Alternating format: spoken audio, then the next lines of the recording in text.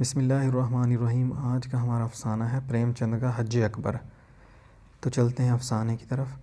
منشی صابر حسین کی آمدنی کم تھی اور خرچ زیادہ۔ اپنے بچہ کے لیے دایا رکھنا گوارا نہیں کر سکتے تھے، لیکن ایک تو بچہ کی صحت کی فکر اور دوسری اپنے برابر والوں سے ہیٹے بن کر رہنے کی ذلت اس خرچ کو برداشت کرنے پر مجبور کرتی تھی۔ بچہ دایا کو بہت چاہتا تھا، ہر دم اس کے گلے کا ہار بنا رہتا، اس وجہ سے دایا اور بھی ضروری معلوم ہوتی تھی، مگر شاید سب سے بڑا سبب یہ تھا کہ وہ مروت کے باعث دایا کو یہ جواب دینے کی جرات نہ کر سکتے تھے۔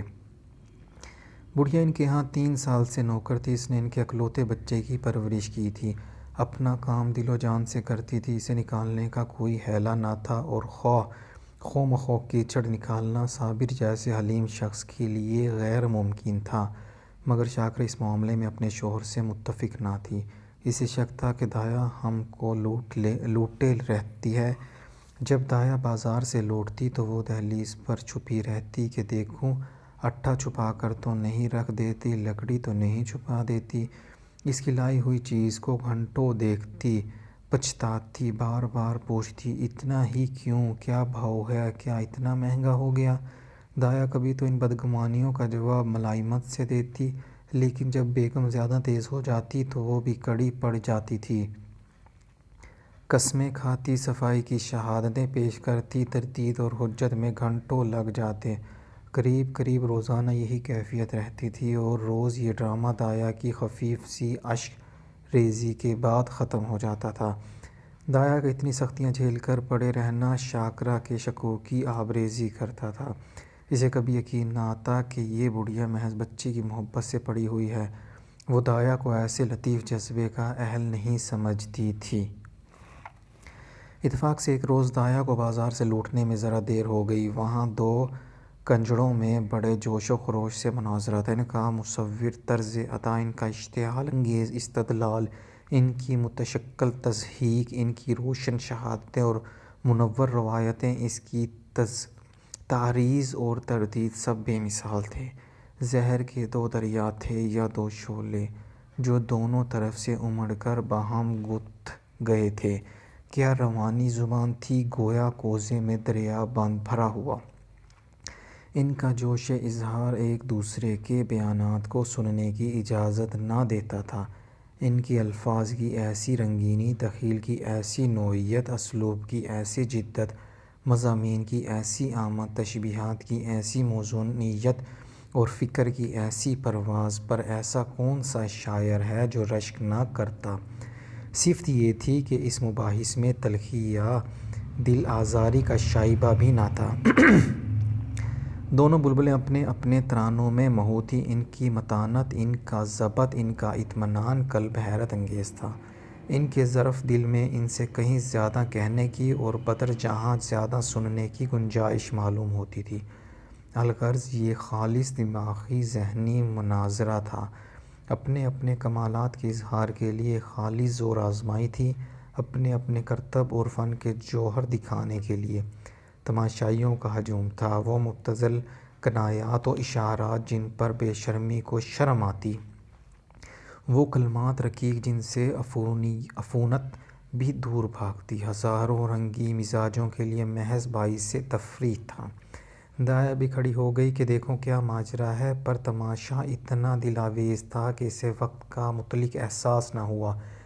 یکایک 9 بجنے کی آواز کان میں آئی تو سحر ٹوٹا، وہ لپکی ہوئی گھر کی طرف چلی۔ شاکرہ بھری بیٹھی تھی، دایا کو دیکھتے ہی تیور بدل کر بولی، کیا بازار میں کھو گئی تھی؟ دایا نے خطاورانہ انداز سے سر جھکا لیا اور بولی، بیوی ایک جان پہچان کی ماما سے ملاقات ہو گئی اور باتیں کرنے لگی۔ شاکرہ جواب سے اور بھی برہم ہوئی، یہاں دفتر جانے کو دیر ہو رہی ہے، تمہیں سیر سپاٹے کی سوجھی ہے؟ مگر دایا نے اس وقت دبنے میں خیریت سمجھی، بچہ کو گود میں لینے چلی، پر شاکرہ نے جھڑک کر کہا، رہنے دو، تمہارے بغیر بے حال نہیں ہوا جاتا۔ دایا نے اس حکم کی تعمیل ضروری نہ سمجھی۔ بیگم صاحبہ کا غصہ فروغ کرنے کی اس سے زیادہ کارگر کوئی تدبیر ذہن میں نہ آئی۔ اس نے نصیر کو اشارے سے اپنی طرف بلایا، وہ دونوں ہاتھوں پھیلائے لڑکھڑاتا ہوا اس کی طرف چلا۔ دایا نے اسے گود میں اٹھا لیا اور دروازے کی طرف چلی، لیکن شاکرا باز کی طرح جھپٹی اور نصیر کو اس کی گود سے چھین کر بولی، تمہارا یہ مکر بہت دنوں سے دیکھ رہی ہوں، یہ تماشے کسی اور کو دکھائیے، یہاں طبیعت سیر ہو گئی۔ دایا نصیر پر جان دیتی تھی اور سمجھتی تھی کہ شاکرا اس سے بے خبر نہیں ہے۔ اس کی سمجھ میں شاکرا اور اس کے درمیان یہ ایسا مضبوط تعلق تھا جسے معمولی ترشیاں کمزور نہ کر سکتی تھی۔ اس وجہ سے باوجود شاکرا کی سخت زبانیوں کے اسے یقین نہ آتا تھا کہ وہ واقعی مجھے نکالنے پر آمادہ ہے، پر شاکرا نے یہ باتیں کچھ اس بے رخی سے کی اور بالخصوص نصیر کو اس بے دردی سے چھین لیا کہ دایا سے ضبط نہ ہو سکا۔ بولی، بیوی مجھ سے کوئی ایسی بڑی خطا تو نہیں ہوئی، بہت ہوگا تو پاؤ گھنٹہ کی دیر ہوئی ہوگی، اس پر آپ اتنا جھلا رہی ہیں، صاف صاف کیوں نہیں کہہ دیتی کہ دوسرا دروازہ دیکھو، اللہ نے پیدا کیا ہے تو رزق بھی دے گا، مزدوری کا کال تھوڑا ہی ہے۔ شاکرا، تو یہاں تمہاری کون پرواہ کرتا ہے، تمہارے جیسی مامائیں گلی گلی ٹھوکریں کھاتی پھرتی ہیں۔ دایا، ہاں، خدا آپ کو سلامت رکھے مامائیں دائیاں بہت ملیں گی، جو کچھ خطا ہوئی ہو معاف کیجیے گا، میں جاتی ہوں۔ شاکرا، جا کر مردانے میں اپنی تنخواہ کا حساب کر لو۔ دایا، میری طرف سے نصیر میاں کو اس کی مٹھائیاں منگوا دیجیے گا۔ اتنے میں صابر حسین بھی باہر آ گئے۔ پوچھا، کیا ہے؟ کچھ نہیں، بیوی نے جواب دے دیا ہے، گھر جاتی ہوں۔ صابر حسین خانگی ترداد سے یوں بچتے تھے جیسے کوئی برہنہ پا کانٹوں سے بچے۔ انہیں سارا دن ایک ہی جگہ کھڑے رہنا منظور تھا، پر کانٹوں پر پیر رکھنے کی جرأت نہ تھی۔ چین بچی ہو کر بولے، بات کیا ہوئی؟ شاکرا، کچھ نہیں، اپنی طبیعت نہیں جی چاہتا نہیں رکھتے، کسی کے ہاتھوں بک تو نہیں گئے؟ صابر، تمہیں بیٹھے بٹھائے ایک نہ ایک کھچڑی سوجتی رہتی ہے۔ شاکرا، ہاں، مجھے تو اس بات کا جنون ہے، کیا کروں، خصلت ہی ایسی ہے۔ تمہیں یہ بہت پیاری ہے تو لے جا کر گلے باندھو، میرے یہاں ضرورت نہیں ہے۔ دایا گھر سے نکلی تو اس کی آنکھیں لبریز تھیں، دل نصیر کے لیے تڑپ رہا تھا کہ ایک بار بچے کو گود میں لے کر پیار کر لوں، پر یہ حسرت لیے اسے گھر سے نکلنا پڑا۔ نصیر دایا کے پیچھے پیچھے دروازے تک آیا، لیکن جب دایا نے دروازہ باہر سے بند کر دیا تو مچل کر زمین پر لیٹ گیا اور انا انا کہہ کر رونے لگا۔ شاکرا نے چمکارا پیار کیا، گود میں لینے کی کوشش کی، مٹھائی کا لالچ دیا، میلہ دکھانے کا وعدہ کیا، اس سے کام نہ چلا تو بندر اور سپاہی اور لولو اور ہوا کی دھمکی دی، پر نصیر پر مطلق اثر نہ ہوا، یہاں تک کہ شاکرا کو غصہ آ گیا۔ اس نے بچے کو وہیں چھوڑ دیا اور گھر آ کر گھر کے دھندوں میں مصروف ہو گئی۔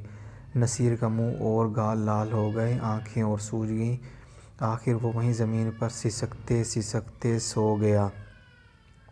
شاکرا نے سمجھا تھا کہ تھوڑی دیر میں بچہ رو دھو کر چپ ہو جائے گا، پر نصیر نے جاگتے ہی پھر انا کی رٹ لگائی۔ 3 بجے صابر حسین دفتر سے آئے اور بچے کی حالت دیکھی تو بیوی کی طرف قہر کی نظروں سے دیکھا کر اسے گود میں اٹھا لیا اور بہلانے لگے۔ آخر نصیر کو جب یقین ہو گیا کہ یہ دائیا مٹھائی لینے گئی ہے تو اسے تسکین ہوئی، مگر شام ہوتے ہی اس نے پھر چیخنا شروع کیا، انا مٹھائی لائی۔ اس طرح 2-3 دن گزر گئے۔ نصیر کو انا کی رٹ لگانے اور رونے کے سوا اور کوئی کام نہ تھا۔ وہ بے ضرر کتا جو ایک لمحے کے لیے اس کی گود سے جدا نہ ہوتا تھا، وہ بے زبان بلی جسے طاق پر بیٹھے دیکھ کر وہ خوشی سے پھولا نہ سماتا تھا، وہ طائر بے پرواز جس پر وہ جان دیتا تھا، سب اس کی نظروں سے گر گئے۔ وہ ان کی طرف آنکھ اٹھا کر بھی نہ دیکھتا۔ انا جیسی جیتی جاگتی پیار کرنے والی، گود میں لے کر گھمانے والی، تھپک تھپک کر سلانے والی، گا گا کر خوشی کرنے والی چیز کی جگہ ان بے جان بے زبان چیزوں سے پر نہ ہو سکتی تھی۔ وہ اکثر سوتے سوتے چونک پڑتا اور انا انا پکار کر رونے لگتا، کبھی دروازے پر جاتا اور انا انا پکار کر ہاتھوں سے اشارہ کرتا، گویا اسے بلا رہا ہے۔ انا کی خالی کوٹڑی میں جا کر گھنٹوں بیٹھا رہتا، اسے امید ہوتی تھی کہ انا آتی ہوگی۔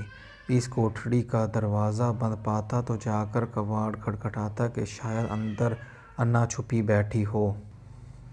صدر دروازہ کھلتا، سنتا تو انا انا کہہ کر دوڑتا، سمجھتا کہ انا آ گئی۔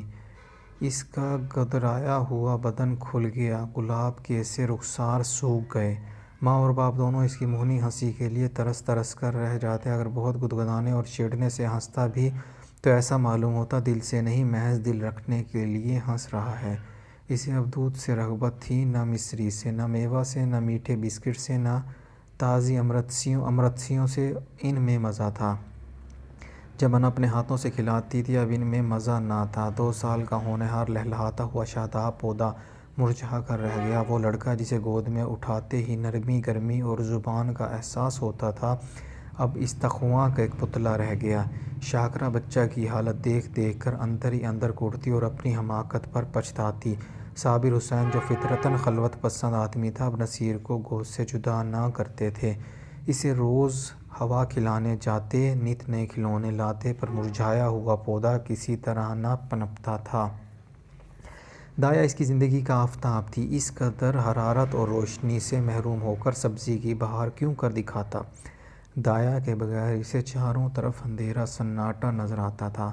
دوسری انا تیسرے ہی دن رکھ لی تھی، پر نصیر اس کی صورت دیکھتے ہی منہ چھپا لیتا تھا، گویا وہ کوئی دیوانی یا بھوتنی ہے۔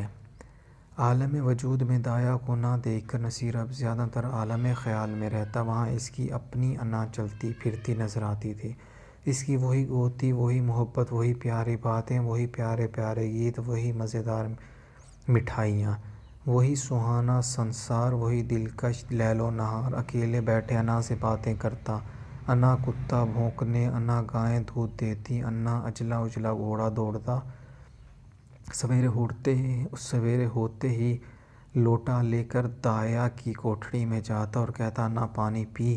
دودھ کا گلاس لے کر اس کی کوٹھڑی میں رکھ آتا اور کہتا، انا دودھ پلا۔ اپنی چارپائی پر تکیہ رکھ کر چادر سے ڈھانپ دیتا اور کہتا، انا سوتی۔ شاکرا کھانے بیٹھتی تو رکابیاں اٹھا اٹھا انا کی کوٹھڑی میں لے جاتا اور کہتا، انا کھانا کھائے گی۔ انا اس کے لیے اب ایک آسمانی وجود تھی، جس کی واپسی کی اسے مطلق امید نہ تھی۔ وہ محض گزشتہ خوشیوں کی دلکش یادگار تھی، جس کی یاد ہی اس کا سب کچھ تھا۔ نصیر کے انداز میں رفتہ رفتہ طفلانہ شوخی اور بے تابی کی جگہ ایک حسرت ناک توکل، ایک مایوسانہ خوشی نظر آنے لگی، اور اس طرح 3 ہفتے گزر گئے۔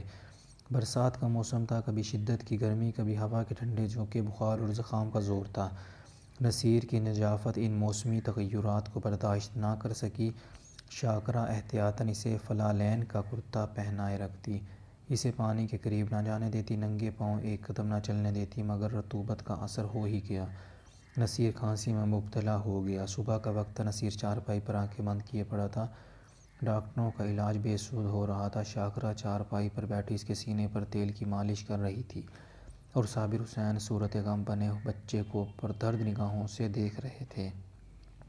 اس طرح وہ شاکرا سے بہت کم بولتے تھے، انہیں اس سے ایک نفرت سی ہوتی تھی۔ وہ نصیر کی اس بیماری کا سارا الزام اسی کے سر رکھتے تھے۔ وہ ان کی نگاہوں میں نہایت کم ظرف، سفلہ مزاج، بے حس عورت تھی۔ شاکرا نے ڈرتے ڈرتے کہا، آج بڑے حکیم صاحب کو بلا لیتے، شاید انہیں کی دوا سے فائدہ ہو۔ صابر حسین نے کالی گھٹاؤں کی طرف دیکھ کر ترشی سے جواب دیا،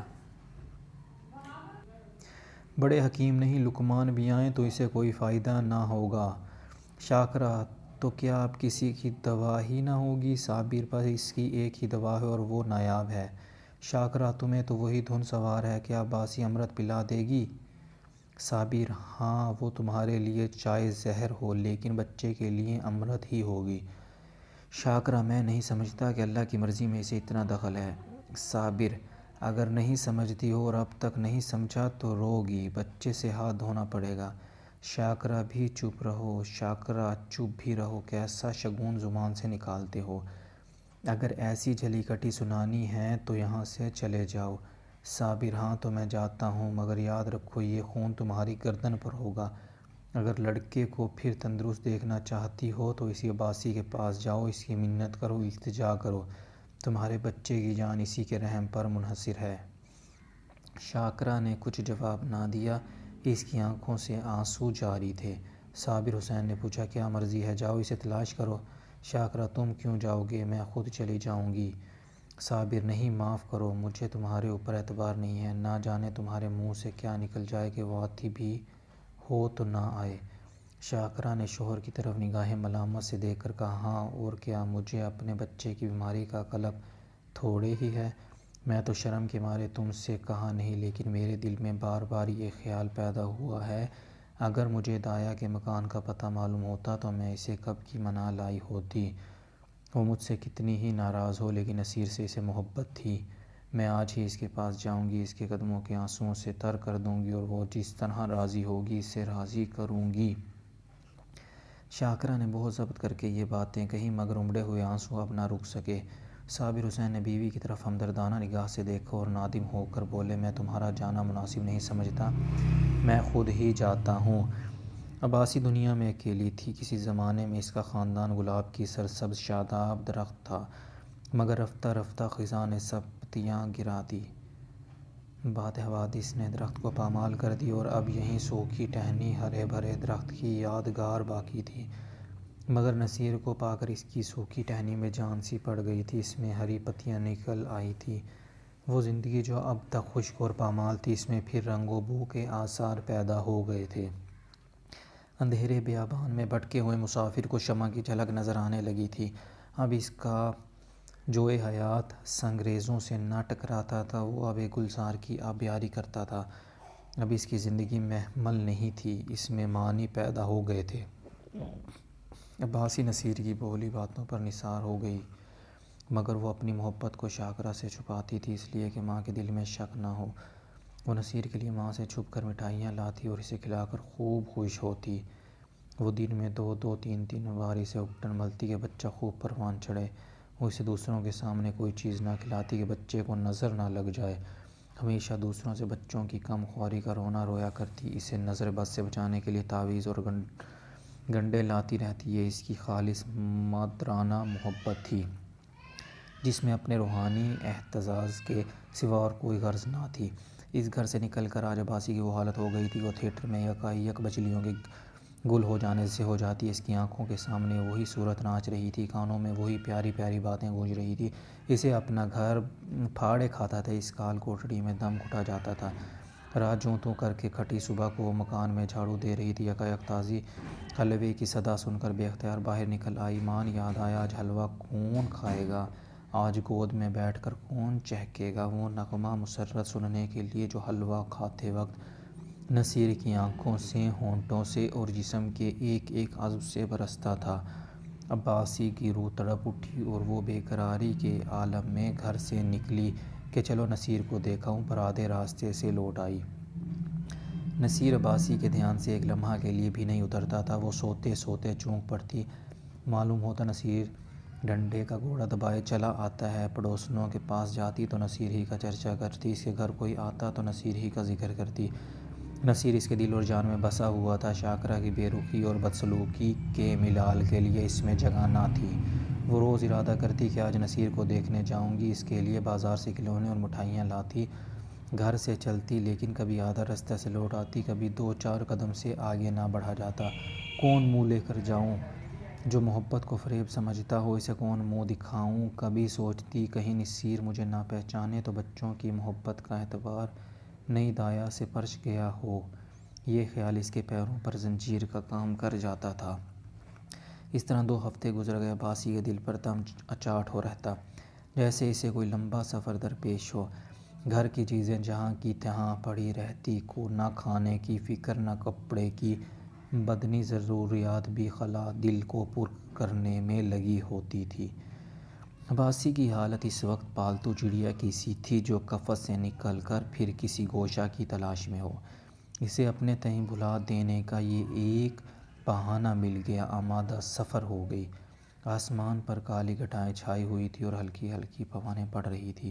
دہلی اسٹیشن پر زائرین کا ہجوم تھا، کچھ گاڑیوں میں بیٹھے تھے، کچھ اپنے گھر والوں سے رخصت ہو رہے تھے۔ چاروں طرف ایک احرام سا مچا ہوا تھا، دنیا اس وقت بھی جانے والوں کے دامن پکڑے ہوئے تھی۔ کوئی بیوی سے تاکید کر رہا تھا، دھان سے کٹ جائے تو تالاب والے کھیت میں مٹر بو دینا، اور باغ کے پاس گیہوں۔ کوئی اپنے جوان لڑکے کو سمجھا رہا تھا، اسامیوں پر بقایا لگان کی نالش کرنے میں دیر نہ کرنا اور 2 روپیہ سیکڑا سود ضرور مجرا کر لینا۔ ایک بوڑھا تاجر صاحب اپنے منیم سے کہہ رہا تھا، مال آنے میں دیر ہو جائے تو خواہ چلے جائیے گا اور چل تو مال لیجیے گا، ورنہ روپیہ پھنس جائے گا۔ مگر خام خام ایسی صورتیں بھی نظر آتی تھیں جن پر مذہبی ارادت کا جلوہ تھا۔ وہ یا تو خاموش آسمان کی طرف تاکتی تھی یا منہ تسبیح خوانی تھی۔ عباسی بھی ایک گاڑی میں بیٹھی سوچ رہی تھی، ان بھلے آدمیوں کو اب بھی دنیا کی فکر نہیں چھوڑتی، وہی خرید و فروخت، لین دین کے چرچے۔ نصیر اس وقت یہاں ہوتا تو بہت روتا، میری گود سے اسے کسی طرح نہ اترتا، لوٹ کر ضرور اسے دیکھنے جاؤں گی۔ یا اللہ کسی طرح گاڑی چلے، گرمی کے مارے کلیجہ بھننا جاتا ہے، اتنی گھٹا امڈی ہوئی ہے برسنے کا نام ہی نہیں لیتی۔ معلوم نہیں یہ ریل والے کیوں دیر کر رہے ہیں، جھوٹ موٹ ادھر ادھر دوڑتے پھرتے ہیں، یہ نہیں کہ چٹ پٹ گاڑی کھول دیں۔ مسافروں کی جان میں جان آئی، یکایک اس نے صابر حسین کو بائی سائیکل لیے پلیٹ فارم پر آتے دیکھا۔ اس کا چہرہ اترا ہوا تھا اور کپڑے تر تھے، وہ گاڑیوں میں جھانکنے لگا۔ عباسی محض یہ دکھانے کے لیے کہ میں بھی حج کرنے جا رہی ہوں گاڑی سے باہر نکل آئی۔ صابر حسین اسے دیکھتے ہی لپک کر قریب آئے اور بولے، کیوں عباسی تم بھی حج کو چلیں؟ عباسی نے فخری انکسار سے کہا، ہاں، یہاں کیا کروں، زندگی کا کوئی ٹھکانہ نہیں، معلوم نہیں کب آنکھیں بند ہو جائیں، خدا کے یہاں منہ دکھانے کے لیے بھی تو کوئی سامان چاہیے۔ نصیر میاں تو اچھی طرح ہیں۔ صابر، اب تو تم جا رہی ہو، نصیر کا حال پوچھ کر کیا کرو گی، اس کے لیے دعا کرتی رہنا۔ عباسی کا سینہ دھڑکنے لگا، گھبرا کر بولی، کیا دشمنوں کی طبیعت اچھی نہیں ہے؟ صابر، اس کی طبیعت تو اسی دن سے خراب ہے جس دن تم وہاں سے نکلی، کوئی 2 ہفتہ تک تو شب روز انا انا کی رٹ لگاتا رہا اور اب 1 ہفتہ سے کھانسی اور بخار میں مبتلا ہے، ساری دعائیں کر کر ہار گیا، کوئی نفع ہی نہیں ہوتا۔ میں نے ارادہ کیا تھا چل کر تمہاری منت سماجت کر کے لے چلوں، کیا جانے تمہیں دیکھ کر اس کی طبیعت کچھ سنبھل جائے، لیکن تمہارے گھر پر گیا تو معلوم ہوا تم حج کرنے جا رہی ہو۔ اب کس منہ سے چلنے کو کہوں، تمہارے ساتھ سلوک ہی کون سا اچھا کیا تھا، کتنی جرأت کر سکوں، اور پھر کارِ ثواب میں رکھ نہ ڈالنے کا بھی خیال ہے۔ جاؤ، اس کا خدا حافظ، حیات باقی تو صحت بھی ہو جائے گی، ورنہ مشیت یزدی سے کیا چارہ۔ عباسی کی آنکھوں میں اندھیرا چھا گیا، سامنے چیزیں تیرتی ہوئی معلوم ہوئی، دل پر ایک عجیب وحشت کا غلبہ ہوا، دل سے دعا نکلی، اللہ میری جان کے صدقے میرے نصیر کا بال بینکا نہ ہو۔ رکعت سے گلا بھر گیا، میں کیسے سنگ دل ہوں، پیارا بچہ رو رو کر ہلکان ہو گیا اور اسے دیکھنے تک نہ گئی۔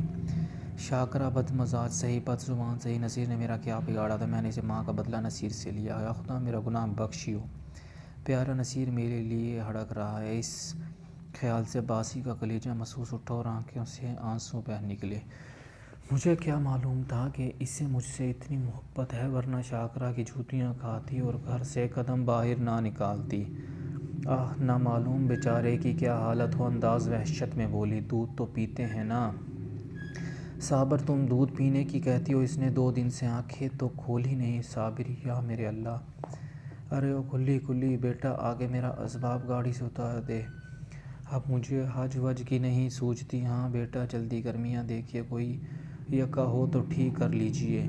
یکا روانہ ہوا، سامنے سڑک پر کئی بگیاں کھڑی تھیں، گھوڑا آہستہ آہستہ چل رہا تھا، عباسی بار بار جھنجھلاتی تھی اور یکا بان سے کہتی تھی، بیٹا جلدی کر، میں تجھے کچھ زیادہ دے دوں گی۔ راستے میں مسافروں کی بھیڑ دیکھ کر اسے غصہ آتا تھا، اس کا جی چاہتا تھا گھوڑے کے پر لگ جائیں، لیکن جب صابر حسین کا مکان قریب آ گیا تو عباسی کا سینہ زور زور سے اچھلنے لگا، بار بار دل سے دعا نکلنے لگی، خدا کرے سب خیر و عافیت ہو۔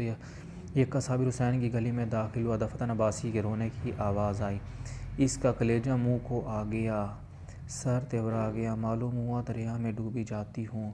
جی چاہا یکے سے کود پڑوں، مگر ذرا دیر میں معلوم ہوا کہ عورت مہکے سے بدا ہو رہی ہے، تسکین ہوئی۔ آخر صابر حسین کے مکان آ پہنچا۔ صابر، عباسی نے ڈرتے ڈرتے دروازے کی طرف تاکا، جیسے کوئی گھر سے بھاگا ہوا یتیم لڑکا شام کو بھوکا پیاسا گھر آئے اور دروازے کی طرف سہمی ہوئی نگاہ سے دیکھے کہ کوئی بیٹھا تو نہیں ہے۔ دروازے پر سناٹا چھایا ہوا تھا، باورچی بیٹھا حقہ پی رہا تھا۔ عباسی کو ذرا ڈھارس ہوئی، گھر میں داخل ہوئی تو دیکھا کہ نئی دایا بیٹھی پولٹس پکا رہی ہے، کلیجہ مضبوط ہوا۔ شاکرہ کے کمرے میں گئی تو اس کا دل گرمی کی دوپہر دھوپ کی طرح کانپ رہا تھا، شاکرہ نصیر کو گود میں لیے دروازے کی طرف ٹکٹکی باندھے تک رہی تھی۔ غم اور یاس کی زندہ تصویر۔ عباسی نے شاکرہ سے کچھ نہیں پوچھا، نصیر کو اس کی گود سے لے لیا اور اس کے منہ کی طرف چشمے پرنم سے دیکھ کر کہا، بیٹے نصیر آنکھیں کھولو۔ نصیر نے آنکھیں کھولی۔ ایک لمحہ تک دایا کو خاموش دیکھتا رہا، تب یکا یک دایا کے گلے سے لپٹ گیا اور بولا، آنی آئی، انا آئی۔ نصیر کا زرد مرجھایا ہوا چہرہ روشن ہو گیا، جیسے بجھتے ہوئے چراغ میں تیل جائے۔ ایسا معلوم ہوا گویا وہ کچھ بڑھ گیا ہے۔ ایک ہفتہ گزر گیا۔ صبح کا وقت تھا۔ نصیر آنگن میں کھیل رہا تھا۔ صابر حسین نے آ کر اسے گود میں اٹھا لیا اور پیار کہہ کے بولے، تمہاری انا کو مار کر بھگا دیں؟ نصیر نے منہ بنا کر کہا، نہیں روئے گی۔ عباسی بولی، کیوں بیٹا، مجھے تو نے کعبہ شریف نہ جانے دیا، میرے حج کا ثواب کون دے گا؟ صابر حسین نے مسکرا کر کہا، تمہیں اس سے کہیں زیادہ ثواب ہو گیا، اس حج کا نام حج اکبر ہے۔